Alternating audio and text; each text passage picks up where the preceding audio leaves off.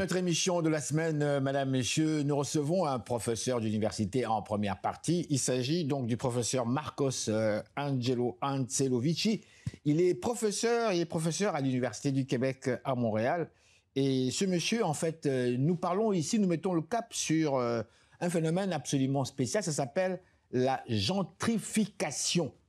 Et justement, il y a un ouvrage qu'il vient de faire paraître à la presse, aux presses universitaires de Montréal, qui est intitulé justement « Gentrification et résistance à Montréal ». Et l'on vous en parle parce qu'il y a eu justement un cas de décès à quelqu'un qui s'est suicidé par rapport à ce phénomène absolument incroyable, et ça se passe à Montréal. En deuxième partie de l'émission, Madame, Messieurs, nous mettons le cap sur, en fait, une chronique que je vous ai préparée. Question de réfléchir comme ça, où en fait, j'ai pris cet article dans le journal Le Monde, où en fait l'on parlait ici, en fait on disait ici dans le monde entier, les régimes et les valeurs démocratiques subissent donc des attaques d'une ampleur sans précédent depuis 1945, et cette reculade générale ne doit pas occulter le phénomène inquiétant et spécifique qui sévit des nombreux pays d'Afrique francophone. Et là-dessus, donc j'en dis pas plus maintenant, mais je vais revenir sur ça justement pendant la chronique. Et évidemment, on vous réserve une petite surprise à cette émission de télévision. Madame, Monsieur, bonsoir. Ici Henri Ngaka. Bienvenue à notre émission de télévision. J'espère que vous êtes en forme, j'espère que vous êtes de bonne humeur avec l'été qui disparaît tranquillement pour nous conduire vers l'automne. Bougez pas, ça va causer après ces messages publicitaires.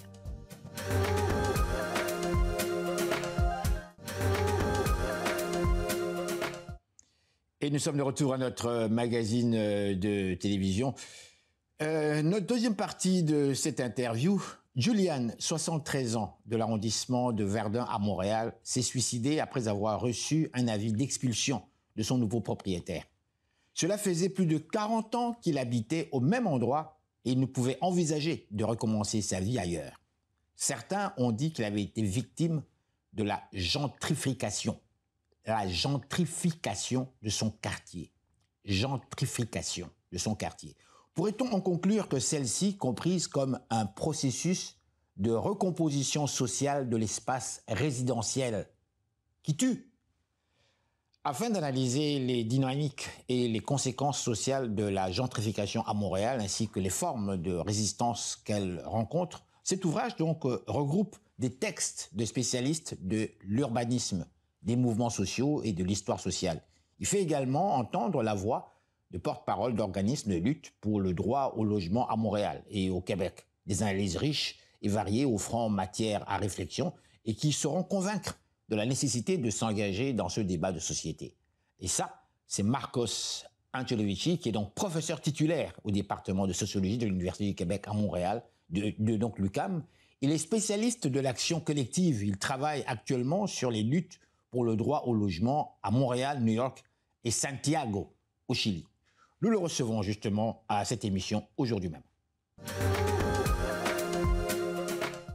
Et nous sommes actuellement en ligne avec M. Marcos Ancelovici, qui est également professeur à l'Université du Québec à Montréal. Et nous mettons le cap tel que mentionné dans notre introduction. On parle de gentrification et résistance à Montréal. Bonjour, comment ça va?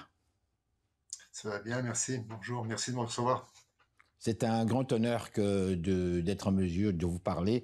En fait, nous parlons ici de cet ouvrage qui est paru via la presse universitaire de Montréal, dont le titre justement est « Gentrification et en fait résistance à Montréal ». Ma toute première question ici, directement, qu'est-ce que c'est que la gentrification?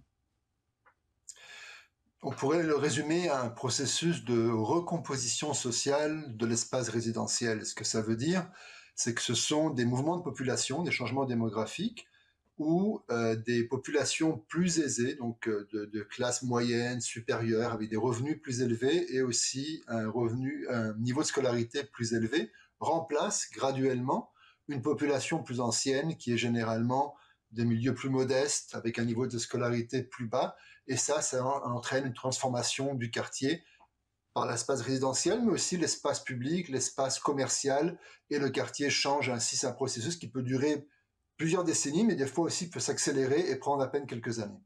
Est-ce un phénomène nouveau? Oui et non, c'est-à-dire ce n'est pas nouveau dans la mesure où c'est associé aux transformations urbaines aux transformations du capitalisme immobilier, et donc on peut remonter au 19e siècle et on trouve des phénomènes qui s'apparentent en partie à ce qu'on entend aujourd'hui par gentrification. Le mot même gentrification a été mis de l'avant par une urbaniste anglaise qui s'appelait Ruth Glass dans les années 60 pour décrire ce qui se passait à Londres dans les années 50 et 60, donc c'est quand même relativement récent d'un point de vue historique. Maintenant, à Montréal, ça s'est quand même accéléré à partir des années 90. Non pas qu'avant il n'y avait aucune transformation, mais le phénomène de la gentrification comme tel s'est accéléré dans les années 90 à cause de changements législatifs en partie qui ont rendu plus facile l'achat et la vente de propriétés immobilières.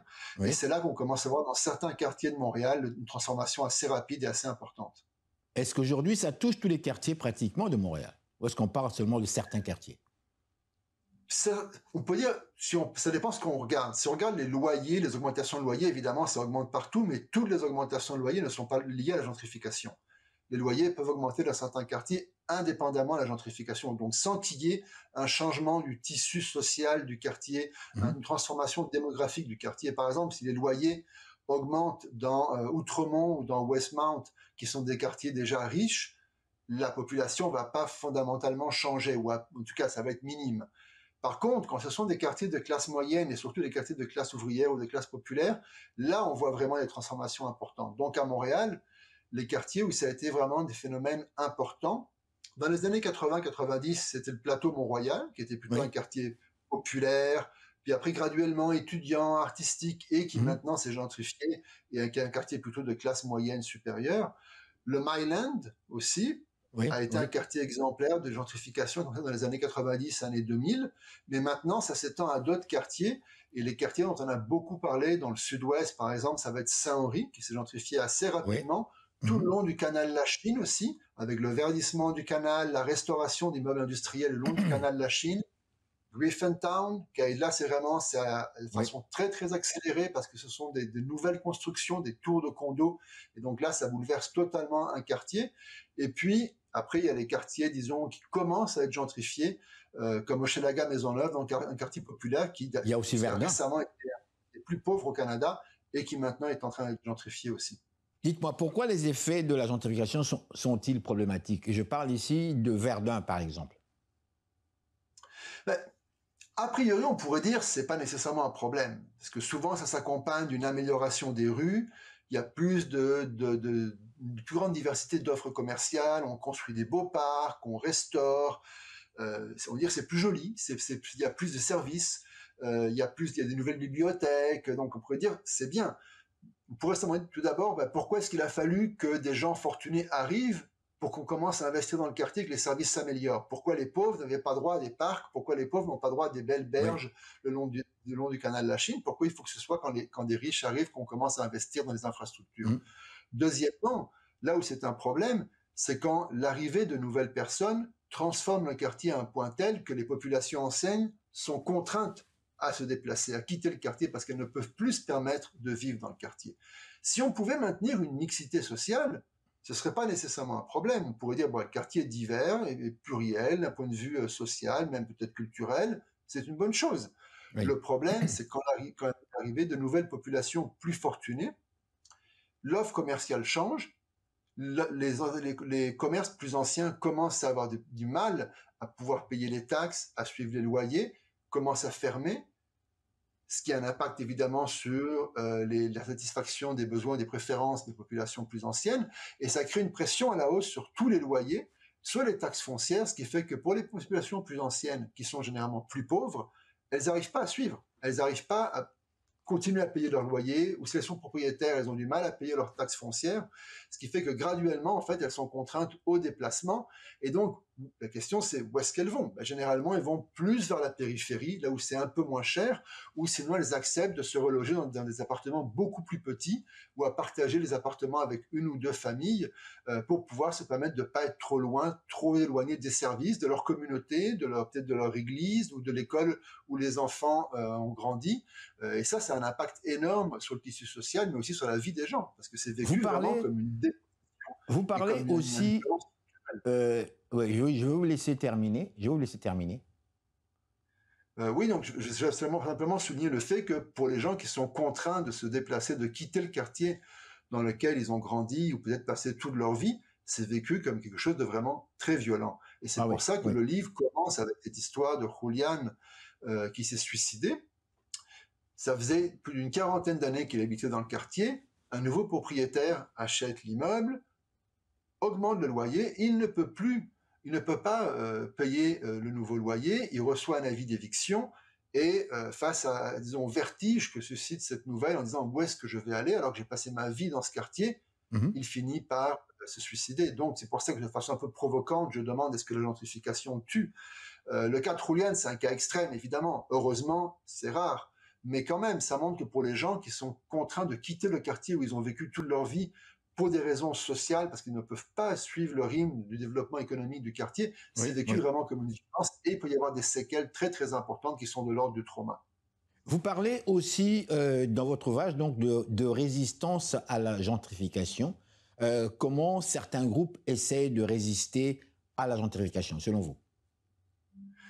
Il y a deux revendications historiques des groupes de défense du droit au logement au Québec, qui sont de un, le logement social, investir dans le logement social, donc c'est-à-dire des logements qui sont en dehors du marché, donc qui vont être beaucoup plus accessibles aux populations des milieux populaires qui ont qui ont des bas revenus. Et en plus, ça va aussi éviter la spéculation. Donc ça, c'est une revendication historique.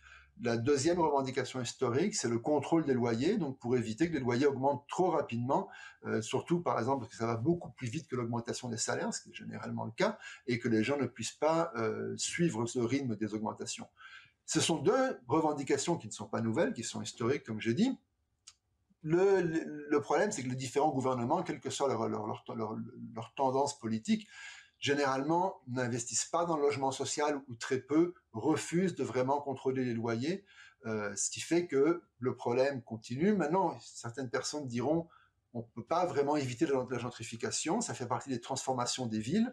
Jusqu'à un certain point, c'est vrai que les villes évoluent de par même le type des interactions et des transactions qui ont lieu dans ces espaces, mais on peut quand même essayer d'atténuer certains effets pervers, on peut quand même essayer de limiter les effets, les distorsions sociales les plus importantes quand ça se traduit par une augmentation des inégalités, ce qui fait que le centre des villes et l'accès aux services devient finalement le privilège des plus fortunés et les populations qui sont majoritaires mais qui n'ont pas les revenus nécessaires sont cantonnées aux périphéries et n'ont pas accès aux services des villes.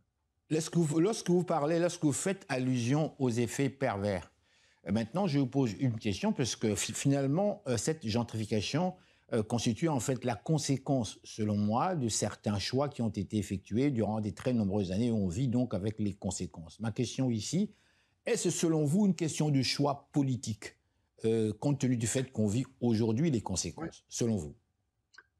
Clairement, clairement. C'est-à-dire, il y a deux types de choix, par exemple. Tout d'abord, la régulation de l'espace résidentiel et de l'espace urbain, le zonage, comme on dit. Donc, qu'est-ce qu'on peut construire, quelle hauteur, à quelle fin on construit, pour quel type de service ou de clientèle. Ça, ce sont des règlements municipaux, provinciaux en partie, et ça détermine en très très grande partie ce qui se passe dans les villes et l'évolution du bâti, l'évolution de l'offre. Une autre réglementation qui est provinciale et aussi en partie municipale, c'est comment est-ce qu'on peut acheter ou vendre les propriétés. Est-ce qu'il y a plus ou moins de facilité pour spéculer, par exemple en achetant une propriété, en faisant des rénovations superficielles et en la remettant sur le marché très rapidement pour faire un profit élevé, ce qu'on appelle un flip. Ça, on peut le faire ou pas en fonction des lois, en fonction des réglementations, en fonction de la régulation. Donc ça, ce sont des choix politiques. Ce sont les gouvernements, les parlements ou les conseils municipaux qui écrivent et qui votent ces lois. Et donc là, elles ont évidemment, ces instances, ces institutions ont une responsabilité. Et un autre aspect aussi, c'est le financement, comme je disais plutôt, du logement social. Ce sont des décisions politiques.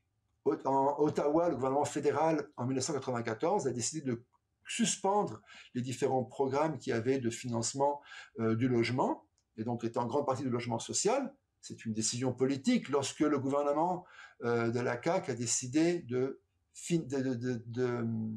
fermer le programme Accès Logis au Québec, qui, malgré des problèmes qui pouvaient y avoir, certaines lourdeurs bureaucratiques, administratives, contribuait quand même à fournir des logements sociaux, ben, c'est une décision politique. Donc, le marché, c'est pas quelque chose de spontané, naturel, comme ça, qui évolue tout seul.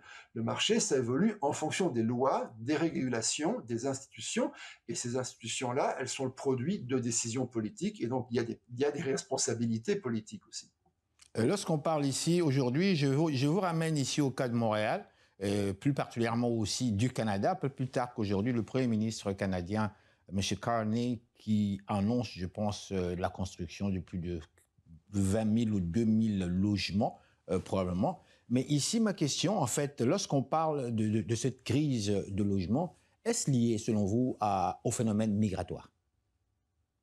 Non, c'est-à-dire, l'immigration joue peut-être un rôle dans la mesure où on peut, de façon un peu mathématique, selon la théorie de l'offre et la demande, ben, plus il y a de demandes, plus il y a, selon le principe de rareté, une probabilité que les biens offerts augmentent, parce qu'il y a plus de demandes. Le problème, c'est qu'il n'y a pas simplement l'immigration qui joue un rôle. Il y a, comme j'ai dit plus tôt, les régulations, il y a les politiques publiques, il y a le mode de financement, il y a la structure de marché, il y a le type d'offres résidentielles ou d'offres immobilières. Donc il y a plein de facteurs qui vont peser sur le type d'offre de logement, sur la fluctuation des prix. Et l'immigration, dans cette histoire, ce n'est qu'une variable parmi d'autres et ce n'est pas la variable la plus déterminante. Donc je crois que quand certains gouvernements ou certaines personnes ou certains chroniqueurs mettent l'accent sur le rôle de l'immigration, Oui. c'est un petit peu une logique de bouc émissaire, populiste, xénophobe. Il ne s'agit pas de dire que l'immigration n'a aucune incidence sur le marché immobilier, il s'agit de dire que c'est beaucoup plus complexe, qu'il y a plein de facteurs à prendre en compte et on ne peut surtout pas réduire ça à simplement un problème d'immigration.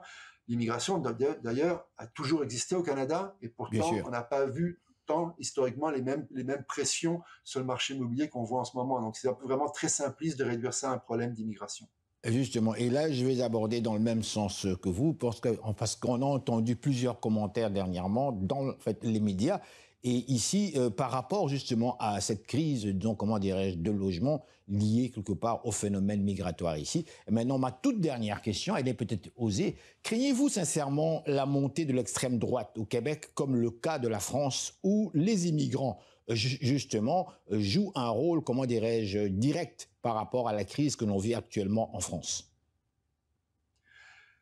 Oui et non. Je crois que oui, il y a un discours xénophobe, anti-migratoire qui se développe au Québec, comme dans beaucoup de pays occidentaux. C'est pas spécifique au Québec. Hein. Les États-Unis, on voit ça avec Trump, on voit ça en France, on voit ça en Italie avec Meloni, donc qui vient de l'extrême droite. Oui. Donc on a vu ça en Angleterre aussi. Il y a une énorme manifestation contre l'immigration le week-end dernier. Donc c'est un phénomène qui est quand même généralisé. On voit donc Legault et aussi d'autres partis politiques, hein, comme le Parti québécois, qui reprennent des thématiques xénophobes et anti-migratoires. Par contre, je ferai attention, je ne pense pas que le simple fait de critiquer l'immigration fait de vous quelqu'un d'extrême droite. Je pense qu'il y a des parallèles entre le discours anti-migratoire et le discours d'extrême droite, mais l'extrême droite va plus loin que simplement critiquer l'immigration. L'extrême droite remet en question l'état de droit, remet en question le fonctionnement des institutions démocratiques, remet en question le pluralisme politique et certains courants plus radicaux à l'extrême droite optent aussi pour la violence politique et en fait optent pour des régimes autoritaires. Donc, je crois qu'il y a des parallèles qu'on peut faire, mais je crois qu'au Québec, pour l'instant, je ne prétendais pas que le Québec est à l'abri de tous ces phénomènes, mais pour l'instant, on voit une montée des discours xénophobes, des discours anti-migratoires selon des logiques populistes, mais ce n'est pas la même chose que l'extrême droite européenne, bien qu'il y ait certaines similitudes qu'on puisse identifier. Je dois vous dire encore un grand merci, monsieur le professeur Marcos Angelovici. Et on parlait justement de cet ouvrage qui vient de paraître aux presses universitaires de Montréal, dont le titre est, on parle ici donc de gentrification et donc résistance à Montréal. Merci et bonne journée. Merci à vous, bonne journée.